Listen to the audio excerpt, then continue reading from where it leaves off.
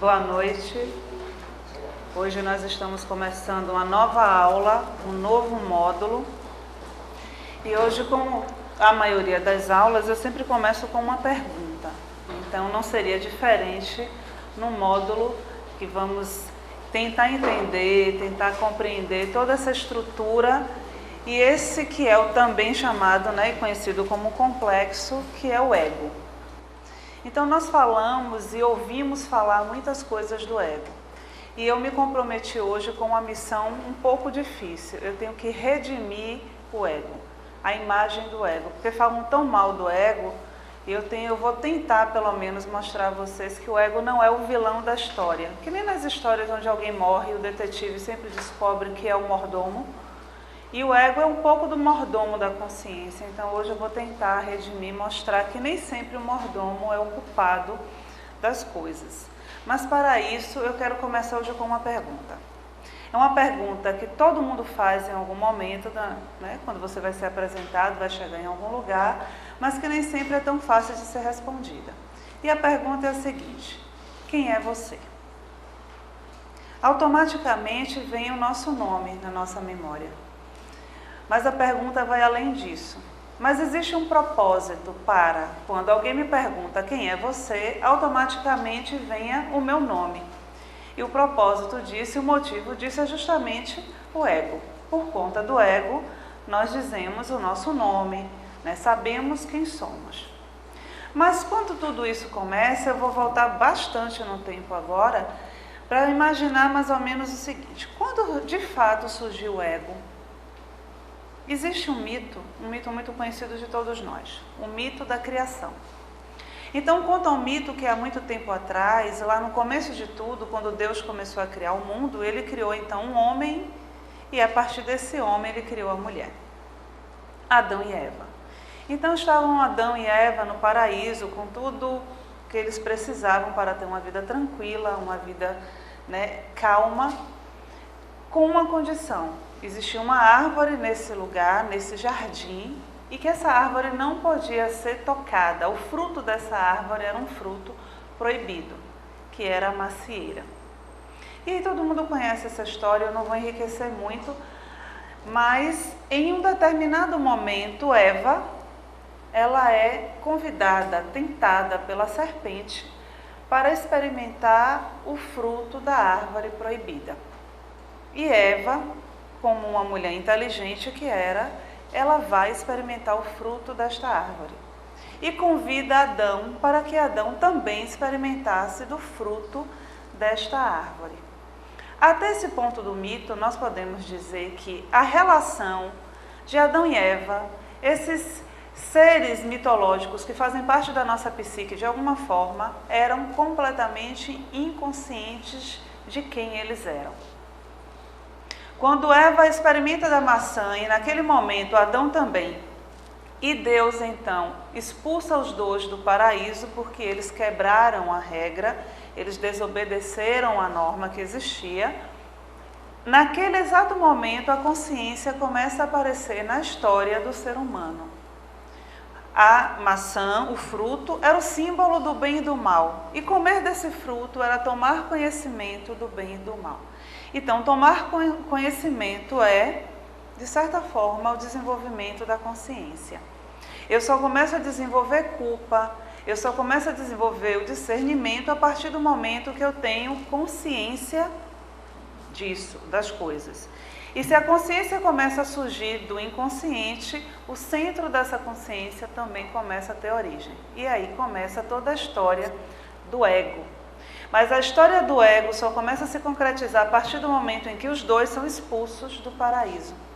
E eles começam a partir dali a sofrerem, a passarem pelas dificuldades daquela vida agora longe da vida do paraíso.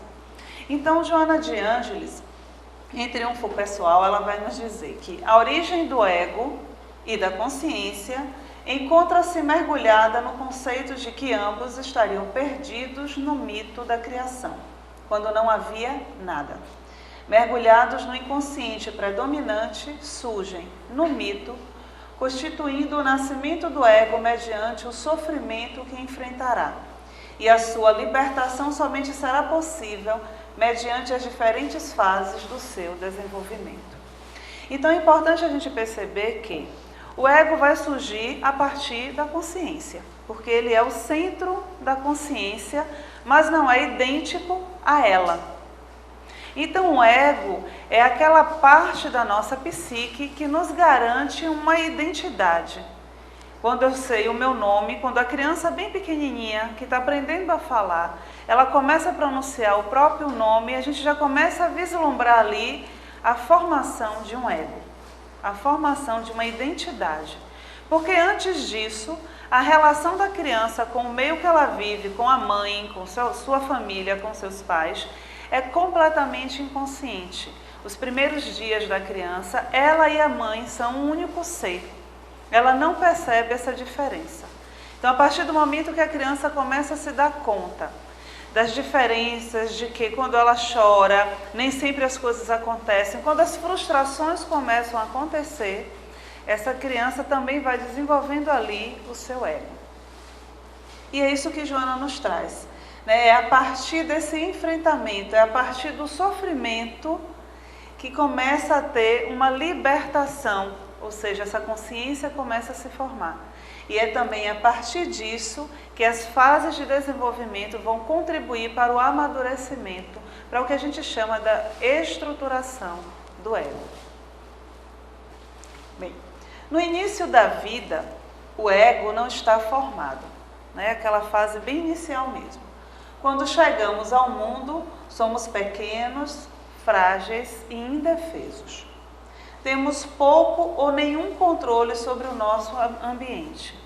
Apenas a capacidade de chorar de dor ou de inspirar amor e cuidados com a nossa aparência graciosa, vulnerável e inocente. Isso é o bebê, somos nós, já fomos nós em algum momento. Então, nesse começo da vida, aquele comecinho mesmo, os primeiros dias de vida, esse ego ainda não está formado. O ego, no sentido maior da sua função, ainda não está formado. Mas ele começa a ser formado imediatamente ao nascimento.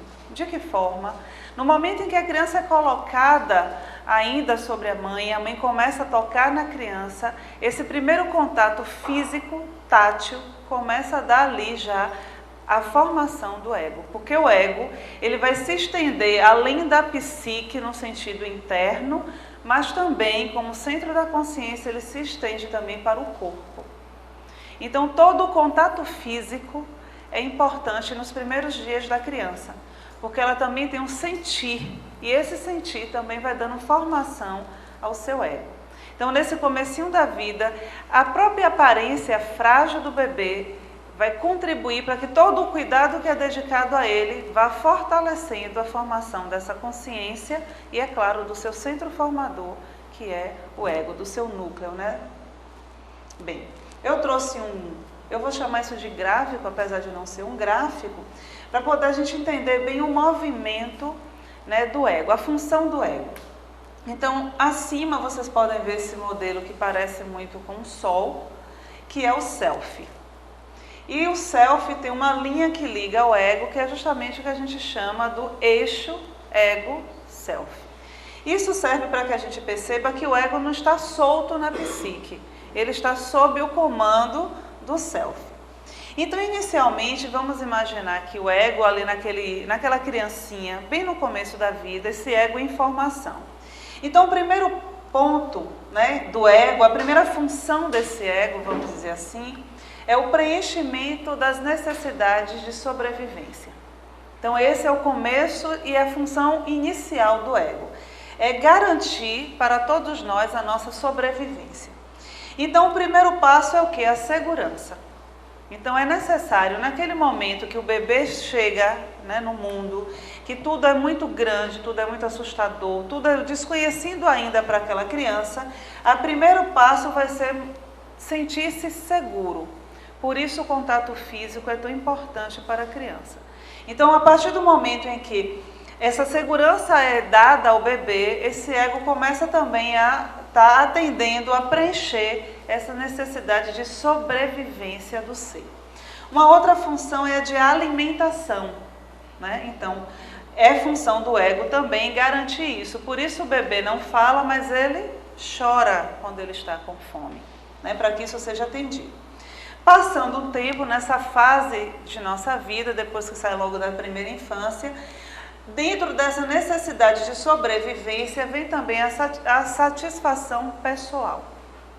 Bem, é interessante a gente perceber que apesar de eu ter dividido em três, né, essas funções que o ego vai preencher, e a gente saber que isso começa muito na infância, não quer dizer que mesmo na idade adulta, alguns de nós ainda não estejamos em busca dessas necessidades iniciais. Então é possível sim chegar à idade adulta e ainda a necessidade de segurança ser algo muito importante, né?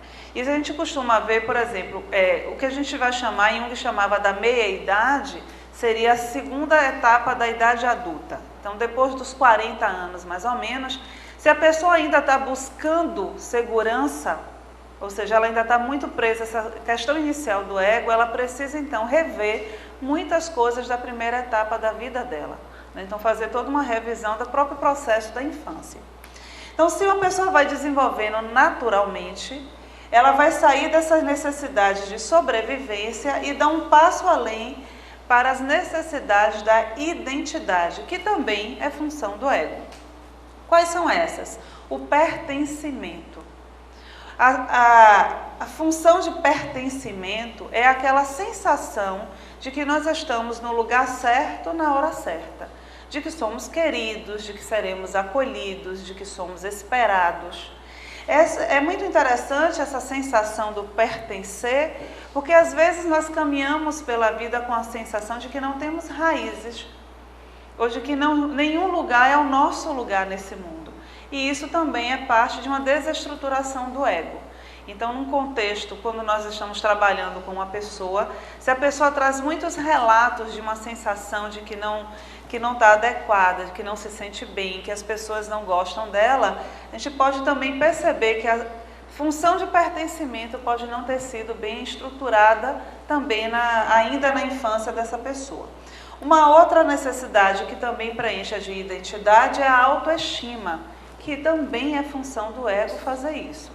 Eu não estou falando de uma autoestima só no sentido do embelezar-se, né? Do buscar estar na moda, com os cabelos arrumados, não é isso.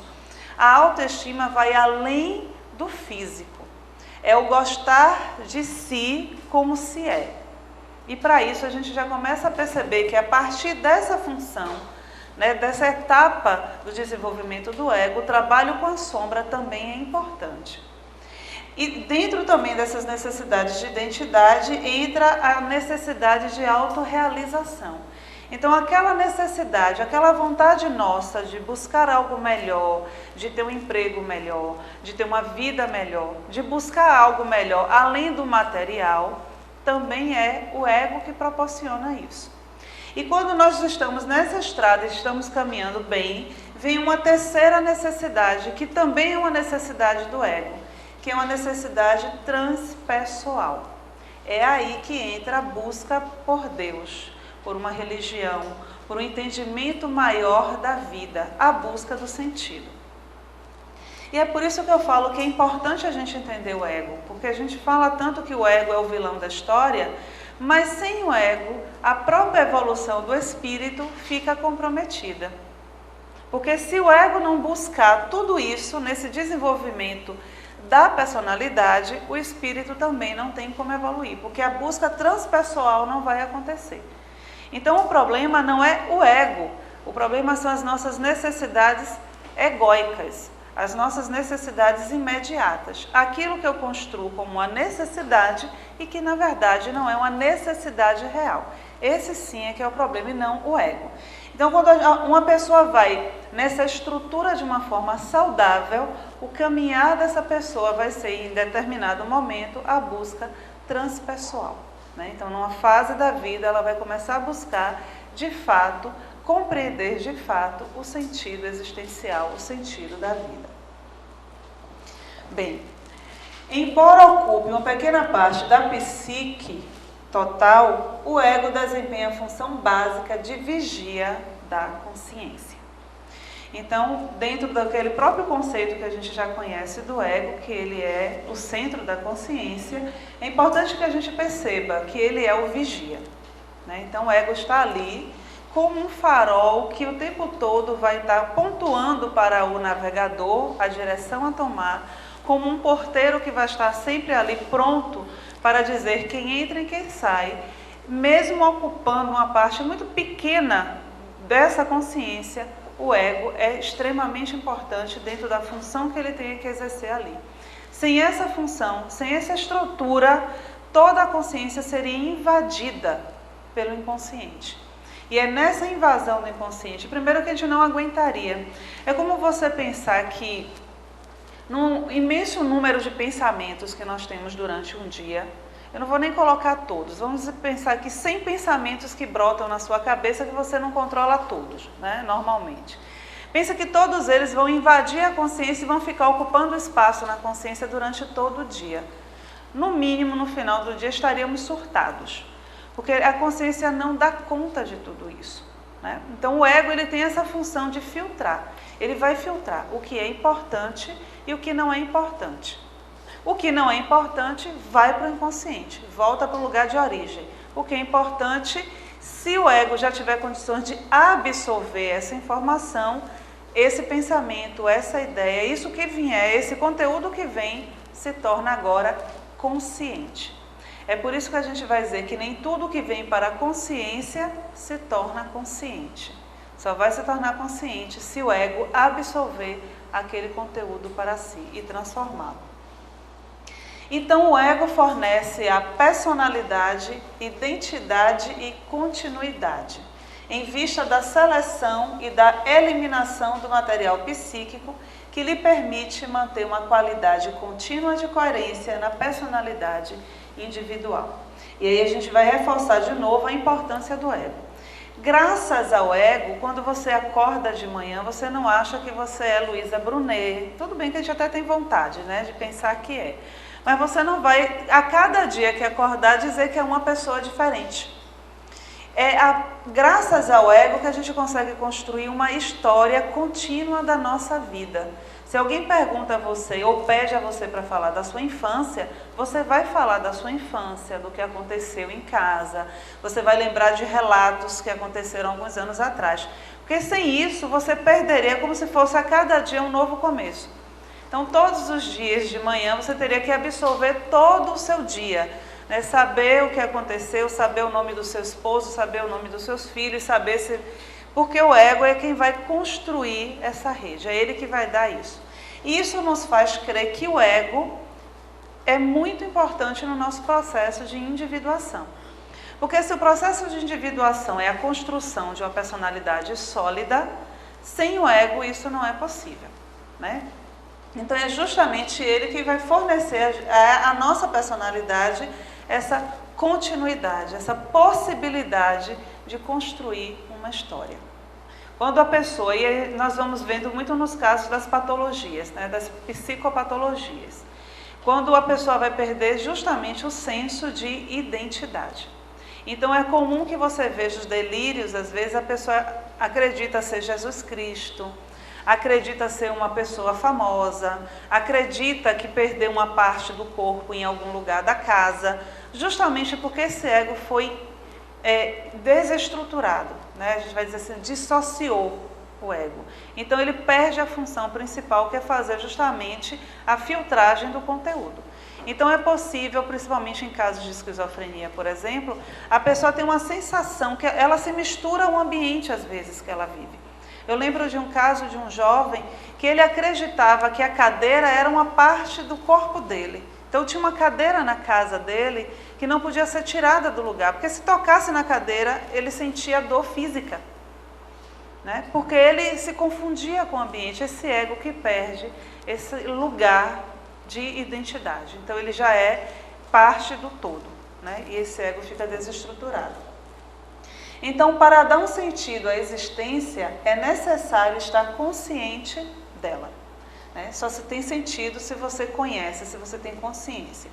Por intermédio do ego, cada um tem a consciência de que existe e o sentido de ser idêntico a si mesmo. Essa identidade do ego consigo mesmo é baseada na consciência das percepções do próprio corpo. E aí nós vamos para essa outra dimensão do ego, que é a dimensão corpórea. Todo mundo aqui já ouviu em algum momento, ou porque recebeu esse diagnóstico, ou porque alguém falou que está com uma doença psicossomática. Ou então você vai no médico, está cheio de sintoma, está doendo tudo, e o médico olha para você e diz assim, isso é coisa da sua cabeça, né? E você fica se perguntando se você criou aquilo, se você está ficando louco, porque o médico não acha uma resposta orgânica para aquilo. Bem, essa é a dimensão corpórea do ego. De alguma forma, sendo o ego também uma estrutura psíquica, e a psique também vai se manifestar a partir do corpo, muito do que a gente acumula no inconsciente não é trabalhado, precisa se manifestar, ou seja, precisa mostrar ao ego ou precisa se tornar consciente. Então, quando o ego não deixa que aquilo venha da forma, vamos dizer, psíquica, ou seja, eu não tomo consciência de alguma situação, uma das formas de manifestação é no corpo. Então, eu adoeço. Eu começo a sentir uma dor que não passa, eu começo a sentir um mal-estar sempre que determinada situação vai acontecer na minha vida, porque o ego corpóreo começa também a mostrar, ou seja, me dizer que eu preciso tomar consciência daquele fato. Então é isso que a gente vai perceber que essa identidade também pode ser formada a partir do próprio corpo. Uma coisa que é interessante, tem um estudo que vai ver justamente o formato do corpo, vamos dizer, né? Então, assim, a estrutura corporal, às vezes, dita algumas patologias, algumas psicopatologias. E é interessante porque, certa feita, eu estava fazendo esse teste, né? Eu estava olhando algumas pessoas na rua e uma pessoa me chamou muito a atenção. Apesar de eu não ver o rosto, a face dessa mulher, eu observava só o caminhar. E ela caminhava de forma muito cambaleante. E eu ficava observando que não era só o fato de talvez estar sem o equilíbrio por qualquer problema do labirinto ou da coluna, qualquer coisa assim. Mas tinha algo que era muito volúvel naquele corpo, como se aquele corpo não tivesse um dono, vamos dizer assim. E eu comecei a me questionar qual seria a patologia daquela mulher. Não a conhecia. Então, passou mais um tempo, eu procurei encontrar com ela frente a frente e pude perceber que ela tinha justamente a esquizofrenia. E isso fez com que eu ficasse muito atenta a essa questão do corpo, da manifestação do ego também no corpo. E a questão é simples, se a gente for pensar assim, bem, se o ego traz para o ser a ideia de identidade, se essa identidade está abalada, é natural que o corpo corresponda a isso, a esse abalo. Por isso, a questão da autoestima ser responsabilidade também do ego. É uma função do ego buscar isso, né? A autoestima no sentido global do ser, de se compreender, de se conhecer e de se amar. Então a gente começa a perceber, e por isso é um sinal também para todos nós, não só o profissional, mas todos nós, quando eu não cuido do corpo, alguma coisa pode estar acontecendo comigo em termos emocionais, psicológicos e espirituais também. Porque o meu corpo é de fato uma forma de manifestação da pessoa que sou. Eu estou habitando aquele corpo naquele momento. Então, o ser que sou também vai se mostrar a partir da vestimenta que eu estou usando, que é o meu corpo. Então, tudo está de fato interligado, né? Não dá para a gente isolar o ser humano. Por isso, hoje é tão importante a gente ter uma ideia da própria medicina, que vem avançando hoje, desse todo que é o ser humano.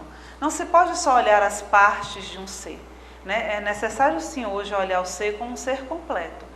Então, se aquele corpo está manifestando alguma doença, algum desajuste, alguma sensação física, eu preciso sim me perguntar o que a minha psique precisa entender com aquilo.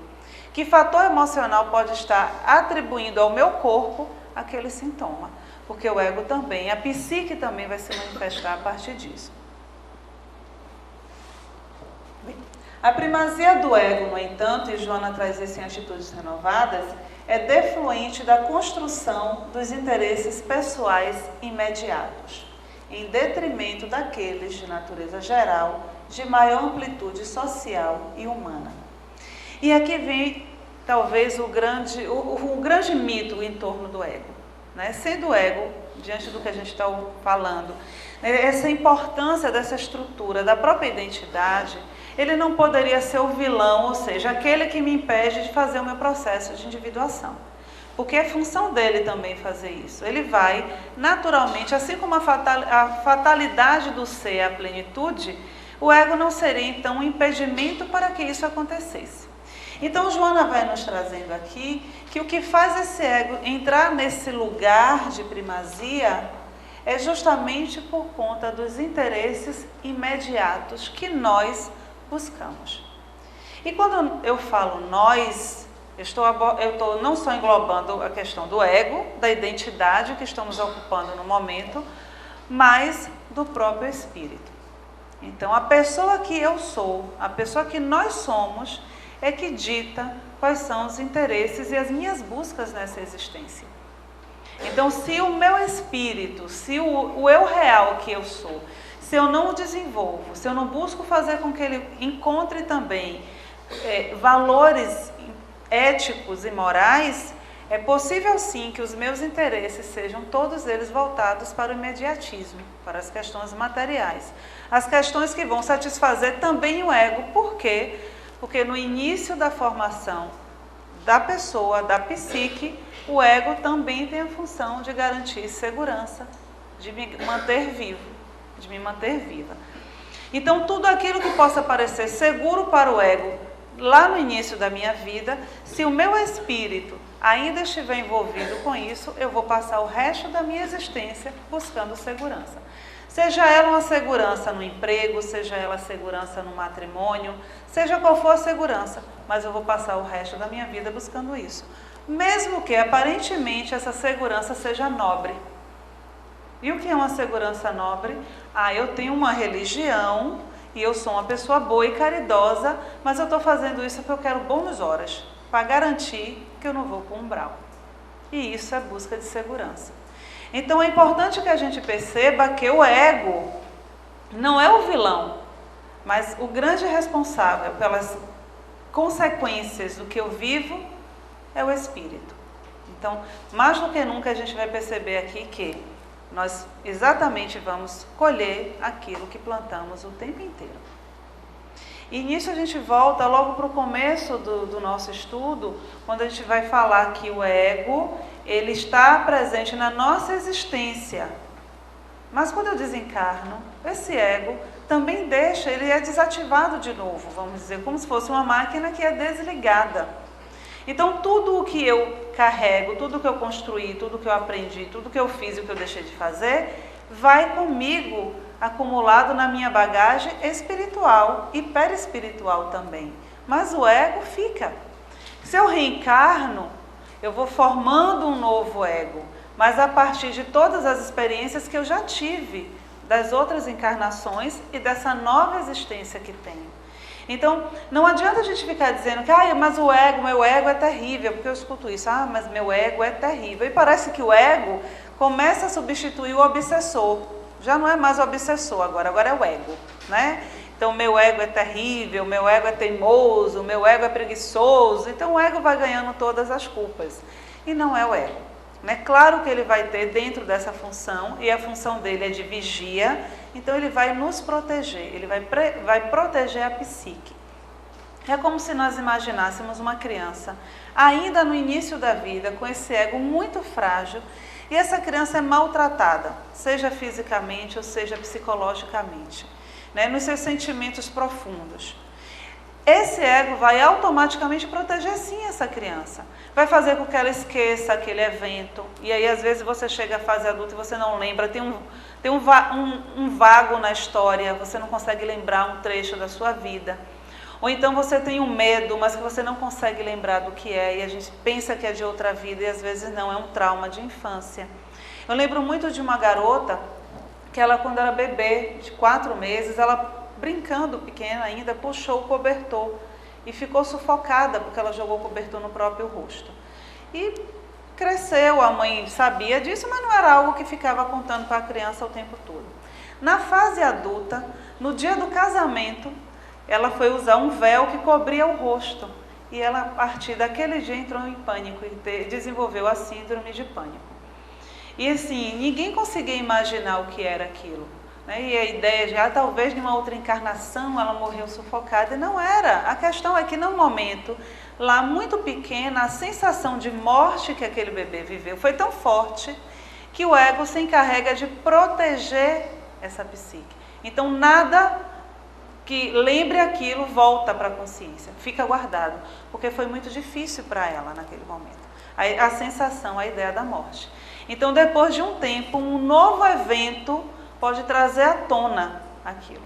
Mas por que traz à tona? Porque nós temos uma coisa chamada sombra. Então, o fato do ego não ter aceitado o conteúdo e ter jogado para o inconsciente não faz com que o conteúdo deixe de existir. O conteúdo existe e é sombra. Mas em algum momento essa sombra volta. Mas isso é capítulo para outro módulo, eu não posso ficar me adiantando ainda. Bem, em face da ilusão sobre a permanência do conjunto somático em que o espírito se movimenta na Terra, fixam-se-lhe equivocadas impressões de perenidade em torno de tudo quanto, afinal, é transitório. Aqui é o grande problema, né? Porque o que vai acontecendo?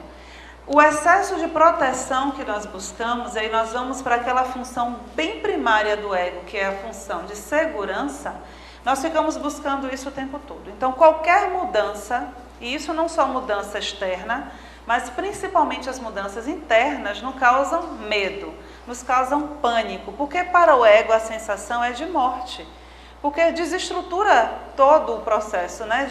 Desestrutura a pessoa. Então, o que é que eu vou fazendo? Eu começo a me prender a tudo que é transitório. Então, agora o sentido da minha vida, que seria aquela função do ego de transpessoalidade, ela começa a ficar pequena, porque ela está presa à minha busca por segurança. Então, eu me apego à minha casa, eu me apego ao trabalho, eu me apego aos filhos, eu me apego ao marido. Eu vou me apegando a tudo. E esse ego, então, né, ele vai se iludindo e a pessoa vai passar todo o processo de uma existência voltada para tudo aquilo que é transitório. E aí ela não vai fazer o processo de transformação que é necessário, não vai fazer o mergulho que é fundamental no processo de individuação. Porque quando você está preso a essas questões, a própria conquista da identidade, da individualidade, não acontece. Porque toda a minha vida, ou seja, o sentido dela está voltado para fora. E quando eu estou voltada para fora, e aí a gente já começa a pensar na persona, que em breve a gente já vai estar falando dela, quando eu estou muito presa a essa personagem, a essa imagem, toda a minha outra parte, ou seja, todo um pedaço da minha identidade fica perdido, fica comprometido, porque eu desconheço. É como se eu estivesse vivendo, e eu usei esse exemplo há pouco tempo, é como se eu morasse em um castelo, ficasse dentro de um quarto e achasse que tudo aquilo era só o quarto, né? E não tenho o conhecimento do lugar que estou ou da pessoa que sou. Então, o fato, né, como Joana coloca, de ficar presa a essas questões, né, a ilusão que a pessoa vai criando faz com que esse espírito fique preso a um pedaço muito pequeno do que é a sua existência total, que seria a visão do próprio self. E aí a gente parte para uma coisa que é muito importante também, né? Que é essa consciência do ego, né? Que, não na consciência do ego no sentido do ego perceber, mas a nossa percepção. A percepção nossa, que precisa ser ampliada, né? Que quando eu vou percebendo isso, eu saio de uma superfície. Imagine que você está caminhando em uma estrada e que você está ainda, pensa que essa estrada ela é a espiral, e você está lá no começo dessa estrada. Se uma pedra rolar lá de cima, você não tem como perceber isso, não é verdade? Mas se você estiver sobrevoando essa estrada e a pedra rolar lá em cima, você tem certeza de todo o percurso que essa pedra vai fazer e se ela vai atingir o carro ou não. Então é importante que a gente amplie a nossa consciência, porque se eu ficar na consciência pequena do ego, eu vou o tempo todo atritar com as questões da vida. Não que o atrito seja a parte ruim da história. O atrito é necessário. Mas se a minha consciência é muito limitada, o atrito vai ser sempre o atrito e não a possibilidade de um avanço. Então, Joana, em Busca da Verdade, ela traz que essa consciência do ego, a superfície da psique, sofre colisões contínuas que procedem das emoções habituais e das aspirações de libertação, auxiliando no seu desenvolvimento, alterando-lhe a estrutura e abrindo-lhe campo para mais amplas realizações. E é muito interessante porque, na maioria das vezes, todos nós vamos nos queixar de qualquer processo de sofrimento, de dor, de dificuldade. Mas é justamente essas questões que fazem com que o nosso ego amadureça. Uma vida vivida sem nenhuma dificuldade é garantia de imaturidade psicológica. É garantia de ego desestruturado. E aí eu volto para o começo da nossa aula de hoje. Uma vida que tudo é tranquilo, que nada acontece, que nenhuma colisão, que nenhum atrito acontece, é aquela vida do mito da criação, do início de Adão e Eva, onde todo mundo viveria num paraíso, onde tudo seria dado com muita facilidade, mas estaríamos todos vivendo de que forma? Inconscientes. Não teríamos nenhuma noção da pessoa que somos, nenhuma possibilidade de evoluir a partir da tomada desse conhecimento. Então, todo o processo de ampliar a nossa percepção, ou seja, a nossa consciência, é também uma possibilidade de compreendermos que a vida vai trazer, sim, dificuldades. Daí a importância do começo da nossa vida, na nossa educação em casa, de se ouvir aquela palavrinha mágica. Não. É extremamente importante. Porque se o ego não for frustrado, ele não desenvolve.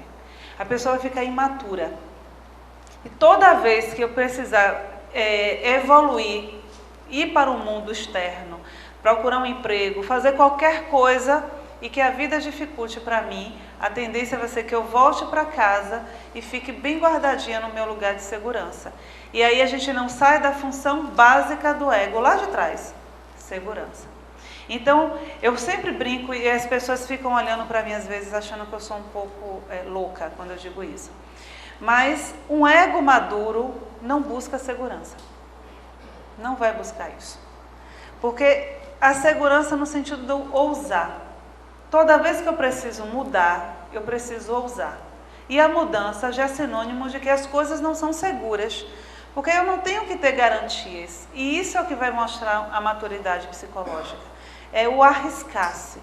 E a gente não está falando aqui de fazer coisas loucas. Estamos falando aqui de viver a vida, de caminhar, de seguir adiante, de confrontar, de enfrentar o mundo inconsciente. Eu não posso ter um mapa dizendo a mim, olha, esse é o lugar certo do inconsciente, esse não é. Então, toda vez que eu perceber que eu estou resistente demais a qualquer mudança, é importante que a gente pare um pouquinho e veja se a gente não está buscando muita segurança, muitas certezas. Um ego maduro não controla nada. Eu sempre digo isso, perca o controle das coisas. Não queira saber se vai dar certo ou errado.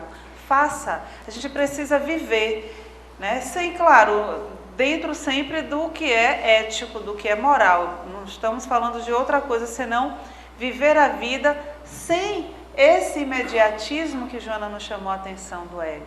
Sem querer o tempo todo que as coisas aconteçam do jeito que eu quero, na hora do que eu quero, na forma que eu quero.